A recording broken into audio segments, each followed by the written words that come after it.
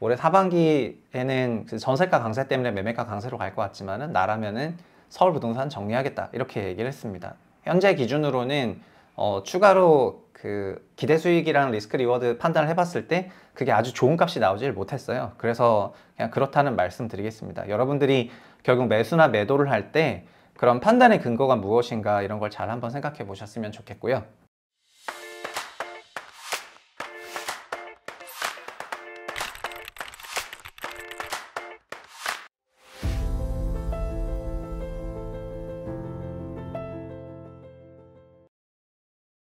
안녕하세요, 최상욱입니다. 오늘 주제는 부동산 매수 매도 잘 하는 법입니다. 부동산 가격을 보고 매수 매도를 잘 하는 법입니다. 근데 요즘 저는 어디 가면 맨날 채방꿀 이래가지고 나 이제 외부 출연 안 해! 제 채널만 하겠습니다. 네, 일단 얼마 전에도 3%를 나갔더니 온통 채방꿀이어가지고 마상을 한참 입어서 당분간 저희 본진에서 좀 있을 예정이고요. 근데 뭐 주변에서 미디어에서 노출돼서 이런 소리 듣는 거랑 별도로 일단은 어쨌든 오늘 전달해 드릴 얘기는 가장 최근에 저한테도 이제 어떤 아파트 가지고 좀 고민이 있는데 어떻게 해야 되냐 하는 그런 지인이 있어가지고 제가 그님에게 이제 엑셀 모델을 만들어서 줬거든요. 그래서 그 얘기를 조금 하려고 합니다. 근데 그걸 들어가려면 예시가 필요하니까 오늘은 수치화 기대수 이 개념인데요. 사실 부동산에서 전문가들이 뭐 상승, 하락, 보합 이런 얘기들을 많이 하고 저도 그런 얘기를 하고요. 근데 주식이나 원자재 시장에서는 보통의 경우에는 목표 가격을 수치화해서 제시하는 게 일반적이거든요. 그 목표 가격의 수치화가 있는 이유는 기대 수익이랑 기대 손실, 결국 리스크하고 리워드를 비교할 수 있기 때문에 그런 거가 필요하다고 저는 생각을 하고 있습니다. 예를 들면 엔비디아는 가장 최근에 이게 정말 많은 분들이 들어보지 못했겠지만 이제 기관에서 엔비디아가 그 상승을 다 끝낸 게 아니다. 그래서 아직 난 업사이드 보고 있다. 얼마? 150불 기준으로 업사이드 보고 있다. 이렇게 얘기했습니다. 6월 22일에 나왔고 포춘 기사예요. 엔비디아의 그 TP, 타겟 프라이스를 150불로 제시를 했습니다. 사실 이 기업은 전년비 250%인 전설의 주식이고 더 이상 말이 필요 없는데 최근 며칠간 좀 빠져가지고 사람들한테 살짝 의구심을 이제 꼬다리 요게 나왔죠. 그래서 아마도 차트를 잘 보시는 분들은 여러 가지 신호로 해석을 하시는 것 같아요. 근데 이런 합리적 결정하는 방법이 뭐냐면은 결국 업사이드 폭이 얼마인가, 그 확률이 몇 퍼센트 정도 될까, 그리고 다운사이드 폭은 얼마일까, 확률이 몇 퍼센트 정도 될까를 비교하는 거거든요. 일반적으로 상승과 하락 확률이 정말 반반이라고 하면은 위로 갈 확률 반, 아래로 갈 확률 반이다라고 느꼈다면은 그러면 그때는 업사이드 폭이랑 위로 얼마나 갈지랑 아래로 얼마나 갈지를 비교해 보면 되는 거거든요. 근데 결국 아까 엔비디아 150불은 현재가 기준으로는 업사이드 24불이네요. 확률 그냥 50%라고 해볼게요. 이게 더 높을 수도 있죠. 이론상 100%에서 빵 퍼센트 범위하에서 왔다 갔다 할 거고요.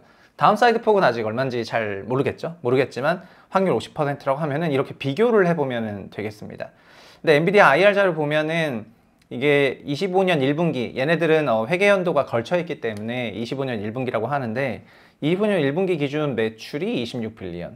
그냥 실적 보고서 보면은 매출이 26빌리언, 그 다음에 그로스 마진, GP 마진이 78%, 와, 거의 뭐 애플 이상인 것 같고, 그 다음에 영업이익이 16빌리언, 그 다음에 순이익이 14.8빌리언 정도 되는 겁니다. 그래서 이거를 뭐 곱하기 4를 하면은 가장 쉽겠지만은 곱하기 4보다 분기 성장이 좀 더 올라가니까 아마도 순이익은 14 곱하기 4 하면은 56, 60 정도 될 것 같고 매출도 한 130, 140 이렇게 될 것 같습니다. 그래서 미국 기업들 보면은 25년 EQ도 얘기를 해주는데 28빌리언 될 것 같고 이렇게 이익 좋고 등등 이런 얘기를 하거든요. 그래서 러플리 보면은 회계연도 25년도 이게 캘린더로는 24년입니다. 엔비디아는 매출 130, 140, 그다음 영이익 70에서 80, 뭐 순이익은 60에서 70, 지금 시총이 3트릴리언 넘으니까 그 포워드 기준으로 한 50배, 올해 말 기준으로 50배에서 뭐 45배 이 정도 되는 PR인 것 같습니다.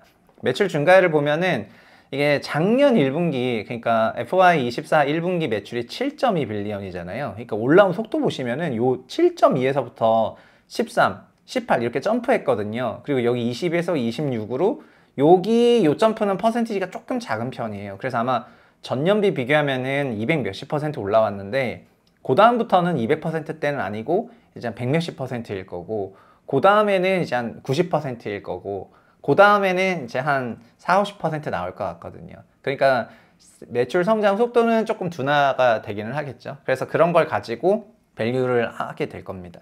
근데 1년 동안 만약에 주가 하락이 없다고 생각하면은 위 계산에서 24불, 50%, 0불 하락이 없으면 50% 그러면은 이걸로 126불 주가를 나누면은 한 9%, 약 10% 정도 1년 기대 수익률이 나오는 거거든요. 이게 지금 가격대에서 이 기업을 샀을 때 예상이 되는 조금 리스크 리워드의 결과값이에요. 이게 이제 이 정도 되면은 이게 나 마음에 드는가 이런 걸로 판단하면 되거든요. 근데 이 주가를 결국에는 어떤 합리적인 선택을 할 때는 레버가 4개 있다 생각하면 되는데 업사이드를 더 높게 봐도 되겠죠. 뭐 150불이 뭐야, 난 160불 본다, 아니면 난 뭐 200불 보고 있다, 이런 얘기도 되고, 확률이 뭐 50%가 뭐야, 뭐 나는 확률 80%로 본다, 그럼 다운사이드 20% 0.2가 되겠죠. 그럼 아래로는 솔직히 빵원인 거는 말이 안 되니까 뭐 아래로도 얼바에 그런 건 있을 거잖아요. 그래서 이 4개를 움직이시면 되겠습니다. 그래서 여기서 레버를 가지고 잘 움직여 보면은 하락폭이 조금이라도 있다고 생각이 되면은 이제 이 기대 수익률이 확 낮아지게 되는 거죠.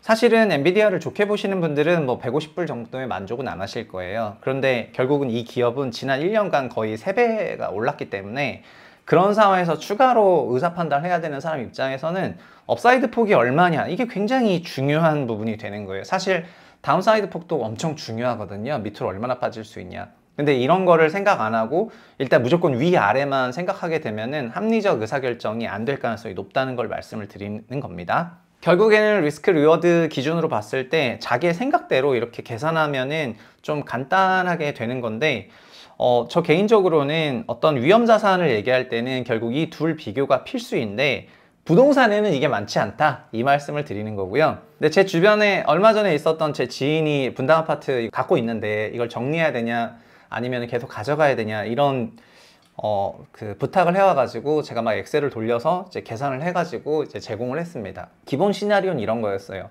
현재 그냥 분당은 특례 용적률이 제공되는 노후정비법 지역인데 현행 일반 300% 용적률 기준으로 밸류에이션 하게 되면은 현행대로라면은 뭐 그 어떤 시나리오에서도 가격이 좋지 못하다, 아마도 한 17% 정도 빠지는 그런 결과값이 나올 것 같다.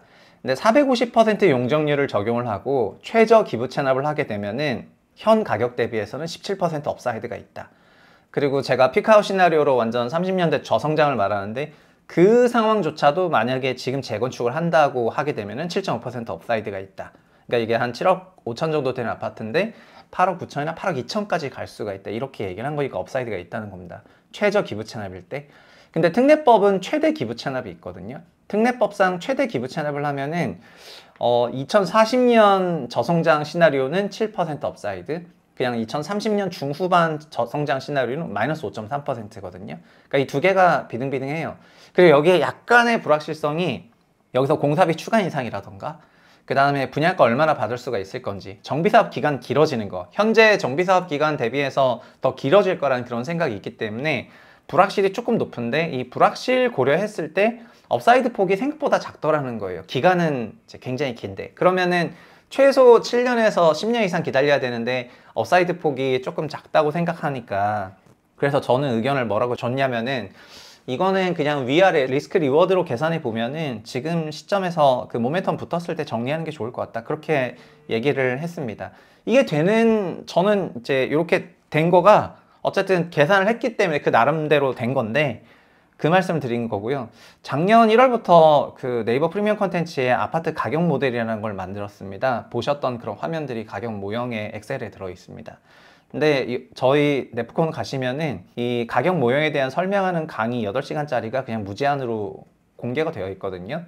그래서 그냥 한 달이든 언제든 이제 구독 한 달만 하시면은 무제한으로 볼 수가 있어요. 이거 사실 과거에 한 2년 전쯤에 제가 굉장히 좀 비싼 가격에 팔다가 이거를 그냥 무제한 공개하자 이렇게 해서 여기 열어놨습니다. 그래서 제 전망은 뭐 채반꿀이지만은 모델은 잘 돌아갑니다. 그래서 이 모형 베이스로 그 생각하시면 리스크 리워드 계산이 가능하다, 이런 말씀 드리겠고요.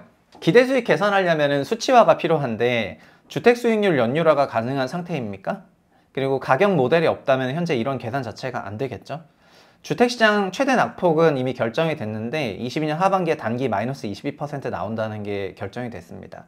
그래서 어느 정도 업사이드 목표가만 제시를 하면 돼요. 근데 목표가가 보통 우리나라 그 부동산에서는 평당 얼마, 여기 뭐 어디는 평당 얼마 될 것 같다, 이런 생각이거나, 그런 생각에는 보통 시간 개념이 들어가 있지 않거든요. 결국은 시간이 굉장히 중요한 이유가, 재건축 뭐 5년 될 줄 알았다가 갑자기 20년 되고 이런 것들은 다 연율화 수익률로 보면은 형편없는 경우가 일반적이거든요.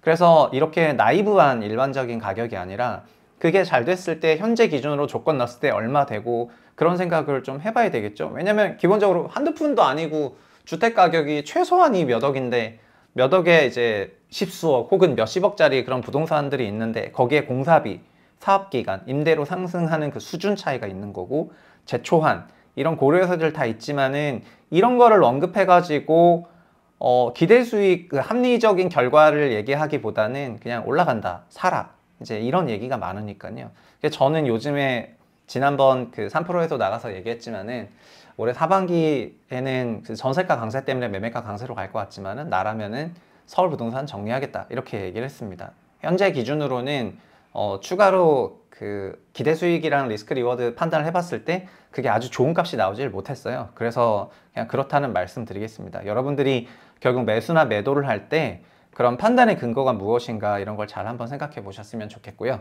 뭐 마지막으로 뭐 제 채널이니까, 여튼 지금은 가격 모형 1.2를 만들어 가지고 노후법 450% 용적률 넣었을 때에 그런 기대값들을 계산할 수 있게 만들어 놨습니다. 그래서 분양가, 공사비, 제초한, 기부찬합, 이것도 최저 최대가 있으니까 조정하면 되고, 재건축 전후 임차료 차이도 넣을 수 있게 만들었습니다. 나중에 제가 이제 수익이 많이 생기면은 이 모형을 자동화해 가지고 어플이든 웹사이트든 그런 걸 만들고 싶은데, 지금은 안타깝지만 엑셀밖에 없어서 그렇게 되어 있고요. 이렇게 해서 계산을 합니다. 여튼 저는 제 판단에 그래서 아쉬움은 없어요. 그리고 2020년 하반기 때 제가 거주하던 주택을 정리하고 그거를 다른 자산으로 돌렸는데, 그 많은 자산군들이 그 생각보다 기대 수익 성과가 좋은 편이에요. 국내 부동산보다는요. 그래서 20년 하반기 이후에 국내 부동산을 보유했던 사람들보다는 그거를 정리하고 다른 자산군에 넣어서 얼마든지 그 자산을 크게 불렸던 그런 사람들이 있기 때문에, 부동산 상승 하락에만 매몰되기보다는 리스크 리워드 개념으로 생각해 보시면 좋겠다, 그런 말씀 드리면서 오늘 마치도록 하겠습니다. 감사합니다. 아이고, 축하드립니다. 네, 감사합니다. 네. 생일인데 구독자분들과 소감 한번 아, 네. 뭐 생일 축하해 주셔서 감사하고요. 그 다음에 앞으로 채부심 채널에서는 그 요즘에 제가 책을 많이 읽고 있는데, 그래서 뭐 채북스 영상을 통해서도 말씀을 많이 드리고 있지만은, 요즘에 읽었던 책 중에 제일 저한테 좋았던 것 중에 하나는 그 데이비 브룩스라는 사람이 썼던 두 번째 산이라는 책이었습니다. 두 번째 산은, 첫 번째 산은 본인들이 개인의 어떤 경제적인 문제를 해결하는 과정에서 사회생활 열심히 하고 돈 많이 벌고, 그게 첫 번째 산 꼭대기에 올라가는 거고요. 그리고 사회를 보시면은 돈이 많은데도 일을 하는 사람들을, 혹은 다른 걸 하는 사람들을 보실 수가 있는데, 그런 사람들을 경제적인 부분은 어느 정도 달성하고 나면은 자연스럽게 그 다음 목표나 사회에 대한 어떤 여러 가지 생각들이 올라오면서 사람들이 두 번째 산으로 올라간다, 이런 얘기를 많이 하거든요. 그래서 결국은 내가 일단 먹고 사는 문제가 해결돼야지 많은 사람들이 두 번째 산으로 올라가기 시작을 하면서, 그러면서 더 풍성해진다고 생각을 하면은, 기본적으로는 그 먹고 사는 문제를 해결해야 하는데 도움이 돼야 된다는 그런 생각이 역으로 많이 들더라고요. 그러니까 우리가 픽하우스에서 맨날 얘기하는 것처럼 모든 재테크 프로그램을 다 봐야 되고, 자산군을 다 다뤄야 되고, 회사 일도 해야 되고, 일, 가정, 양립 환경이 어려운데, 그런 상황에서 시간 쪼개가면서 한두 가지 밀어서 살다 보니까 젊은 나이에 건강을 쉽게 잃는 그런 삶을 우리가 살고 있는데, 그러면서도 첫 번째 산을 오르지 못한다면은 결국은 이제 두 번째 산은 가지도 못하게 되는 거잖아요. 그래서 많은 사람들을 두 번째 산으로 밀어 올리기 위해 가지고는 결국 어떤 경제적인 문제를 해결하는 데 도움이 돼야 된다는 생각이 많이 들고요.